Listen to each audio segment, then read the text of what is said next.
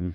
We've gathered a really rich stack of source material for you. And this isn't just theory, right? No, not at all. It's practical stuff, actionable insights, things you can actually use to change how you learn.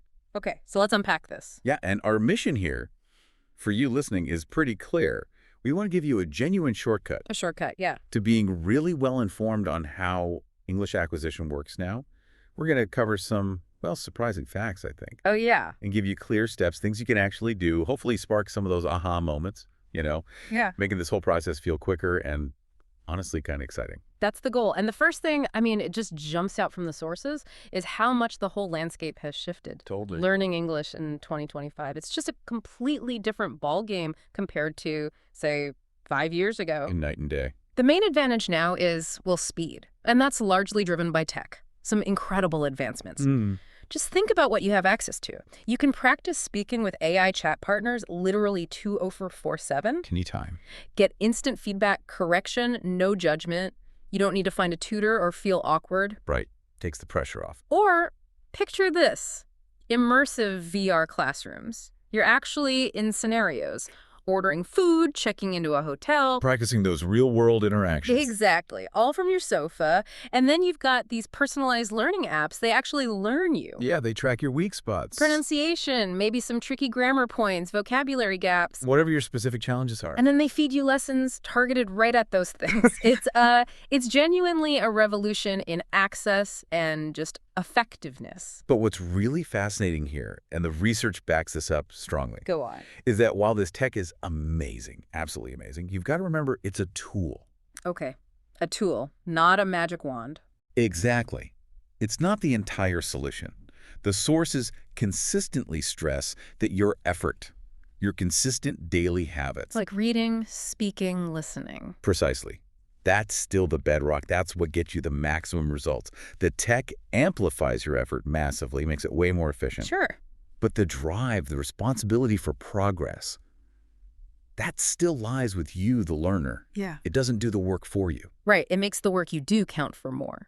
Which actually leads us perfectly into a really foundational point from all the sources. The mindset shift, yeah. Before you even get into the tactics, you need to adjust your perspective. A lot of people sort of instinctively treat English like a school subject. Like history or math, Yeah. something you just study. Exactly. But the fastest learners now, in 2025, they treat it like a skill, something you acquire by doing. Think about, like, learning to drive a car. Okay. You don't just memorize the entire rule book first, right, before you even touch the wheel. No, you'd never get on the road. You learn by actually driving, getting that practical experience. It's the same idea with English. Makes sense. So the sources really push us to stop thinking, I am learning English, and start thinking, Or like, I'm using English every day. Or even, I am living in English. that sounds simple, that little reframe. Yeah. But it's actually profound. It changes everything. When you shift English from being this, academic thing you do for an hour, Like homework. yeah, to being a practical tool you weave into your actual life, your whole relationship with the language changes. How so? Well, it stops feeling like a chore. It just becomes part of how you operate, part of your day. And that helps bypass those frustrating plateaus so many learners hit. Okay, I see. And that perspective makes the next step feel much more natural, which is crafting your daily routine. The practical stuff. Yeah, tangible step-by-step strategies. Building a daily rhythm that covers all 4 key areas: speaking, listening, reading, and writing. The sources give a pretty clear structure for this. Okay, what does that look like? So maybe in the morning, like 15, 30 minutes, just listening. Tuning in. Yeah, tune your brain into English sounds, podcasts, audiobooks, and maybe repeat some sentences out loud, work on pronunciation. Active listening, yeah. Then afternoon, maybe 30, 45 minutes, focus on vocabulary. Learn, say, 5 to 10 new words. Not too many. No, manageable. But the key is use them immediately. Put them in your own sentences. And this is a good time to practice too, maybe with an AI chat partner or find an online friend. Keep it practical. Right. Talk about your day, your plans, opinions, real conversation. Then evening, maybe 30 to 60 minutes, watch something short in English, A YouTube clip, movie scene. news segment, whatever. Yeah. And then this is the challenge part. Write a quick summary in your own words. Forces you to process it. Exactly. And the real genius here that the research highlights is this micro-learning idea. Breaking it down. Yeah. Instead of these long, draining study sessions where you lose focus, Right. you break it into short bursts, like 15 minutes here, 15 minutes there, throughout the day. And that works better. Overwhelmingly, yes. The research shows it keeps your brain more active, more engaged, and it helps massively with actually remembering things long term. That makes sense. It's the consistency, isn't it? That's the word. What the sources really drive home is that these short, focused bursts done every day lead to pretty astonishing results. We're talking weeks, not years, for noticeable progress. It's not about that one massive study session on Sunday. Cramming doesn't work for language. No. It's the compounding effect. Daily, focused engagement. Think of it like compound interest for your brain. I like that. Small, regular deposit. Yielding massive returns over time. Exactly. And this idea of daily engagement ties into immersion. But here's a huge revelation from the sources. Okay. True immersion doesn't mean you have to pack up and move abroad anymore. Right, that's a big one. You can actually build a really effective immersive bubble right where you are, at home. This makes it so much more accessible. So how do you do that? What are the practical steps? Well, some really simple but powerful things like change your phone language to English. Right now. Instant mini lesson every time you unlock. Exactly. Follow English-speaking creators on social media. YouTube, TikTok, Instagram, whatever you use. You just naturally encounter the language doing things you enjoy. Makes it less like studying. Totally. Talk to AI assistants like ChatGPT in English regularly. They're always there, no judgment. Good practice partner. And with TV shows or movies, watch them first with English subtitles to get the gist. Wait. Then, crucially, watch the same thing again without subtitles. Push yourself to understand naturally. Got it. Repeat exposure. Yeah. The overall goal they suggest is aiming for maybe 30% of your daily activities to happen in English. So listening to music, reading articles. Playing games on English servers, whatever fits your life, just weave it in. And if we connect that to the bigger picture, all this constant exposure, even if it feels passive sometimes, it just makes English feel natural.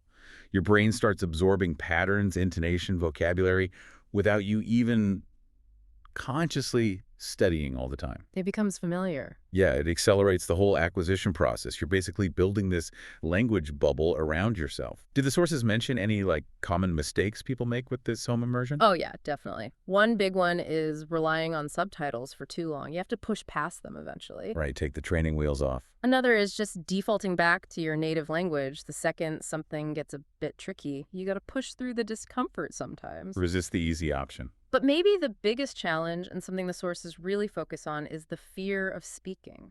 The big one. Yeah.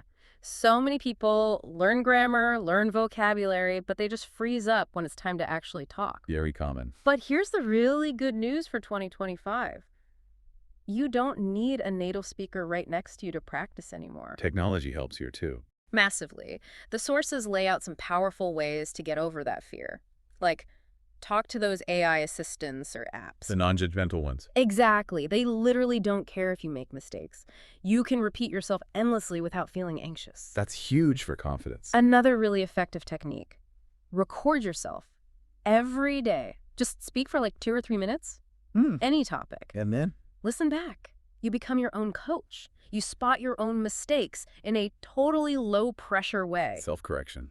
Very powerful. Or, join online English clubs. Practice with other learners. Sometimes that feels less intimidating initially than talking to natives. Shared experience. And for pronunciation specifically, a technique called shadowing comes up a lot. Shadowing. How does that work? You listen to a native speaker, maybe a short clip from Netflix or a podcast, and you immediately repeat what they say. Like an echo. Exactly, but you try to copy everything. Their tone, their rhythm, the intonation, the musicality of it. Okay, mimicking the flow. Yeah.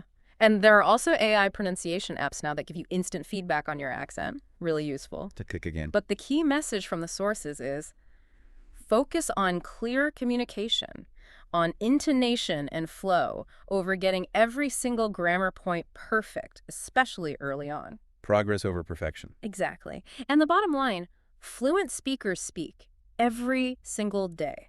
Even if it's just 10 minutes talking to yourself. The self-talk method. Yeah, just describing what you're doing out loud. Okay, now I'm making coffee. It all counts. It really highlights just how powerful that consistent low-stakes practice is, doesn't it? Absolutely. It builds confidence almost subconsciously. And that self-feedback loop, listening to your own recordings, that's probably the fastest route to ironing out mistakes. Yeah. You're not waiting for someone else to correct you. You take control. You're refining internally. It's much faster. Right. And speaking of faster, smarter strategies, let's tackle vocabulary, because the sources really debunk a persistent myth here. Ooh, when?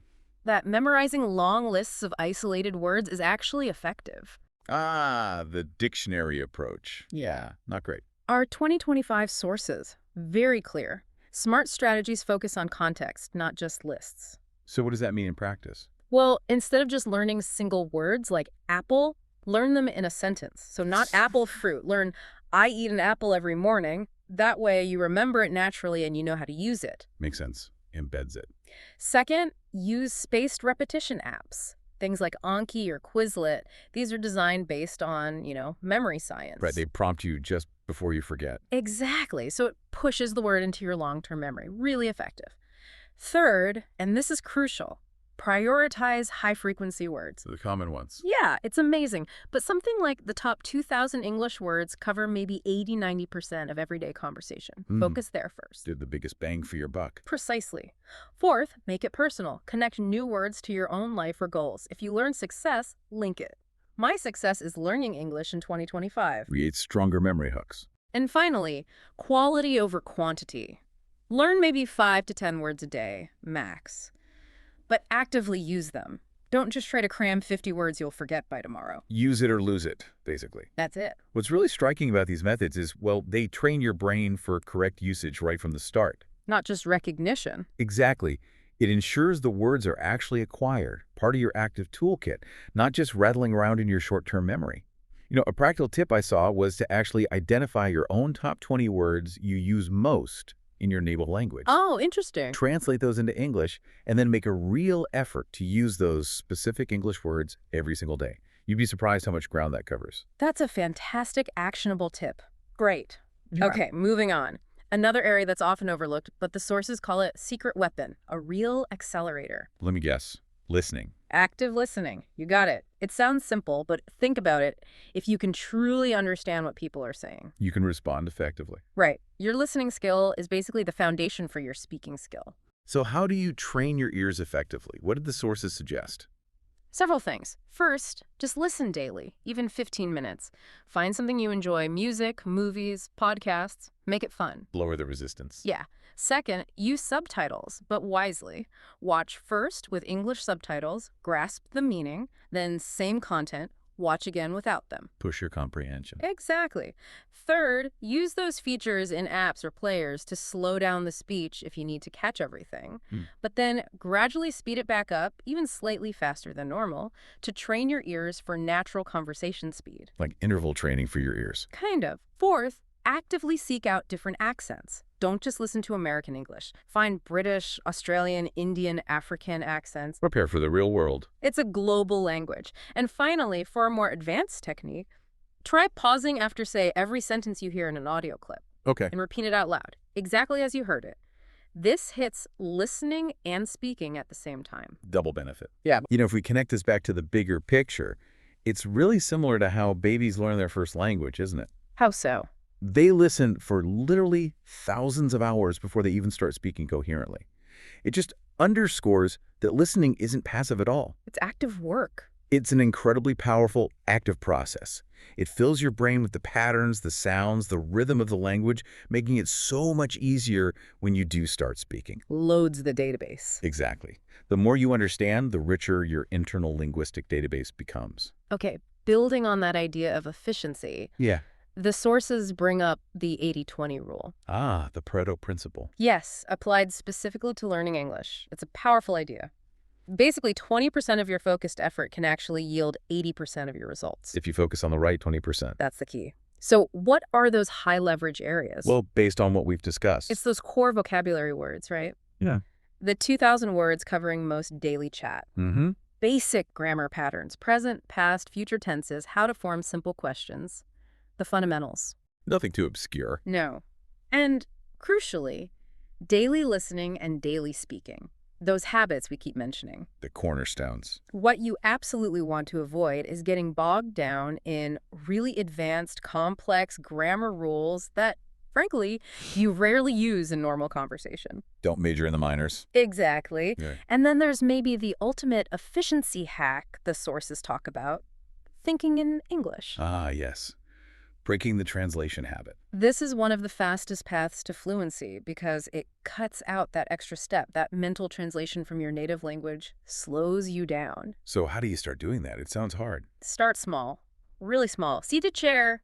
Think the word chair in English. Don't translate it. Just label the world directly in English? Then progress to short phrases. You walk outside, it's nice weather. Think, nice weather today, directly in English. Simple internal observations. And eventually you build up to having entire inner conversations. Just pretend you're talking to a friend, planning your day, whatever. But do it all in your head, in English. No translation allowed. Zero translation. It's actually fascinating how that deliberate focus, just consciously deciding not to translate, can unlock fluency. It rewires things. It fundamentally changes how your brain processes the language. It starts operating in English. A really concrete challenge for you, the listener from the sources.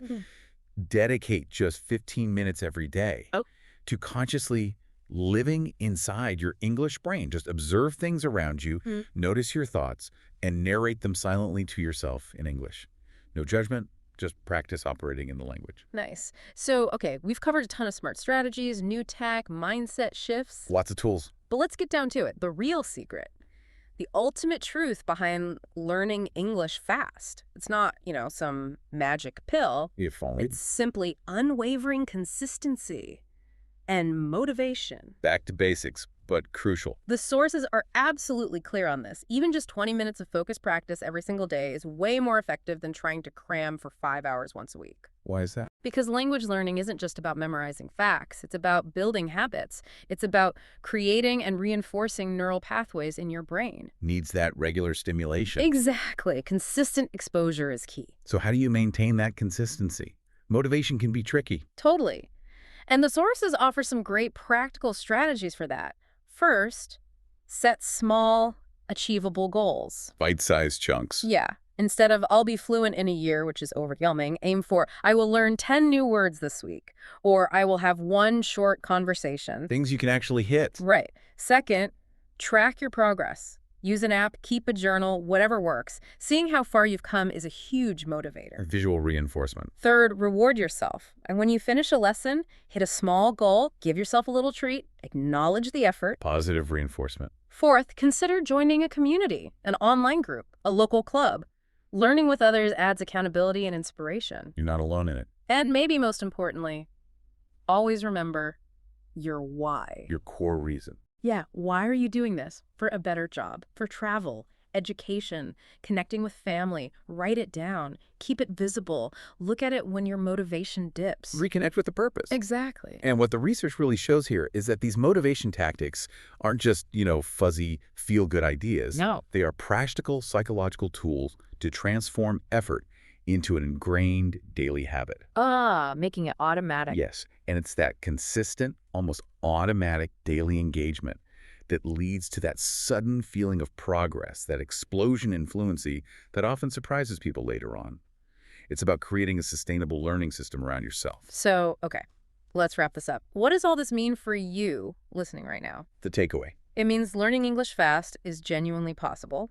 With consistency, yes, but also with these smart strategies and the motivation to keep going. We've talked about the crucial mindset shift, Treating it like a skill. the power of daily micro-learning routines, Little and often. creating immersion right where you are, Your personal language bubble. conquering that fear of speaking using new tools, Low-stakes practice. smart ways to build vocabulary, focusing on context, Not just lists. the quiet power of active listening, Training your ears. using the 80-20 rule for efficiency, Focusing on what matters most. and that liberating practice of thinking directly in English. Cutting out the translation. It all really points to one clear message.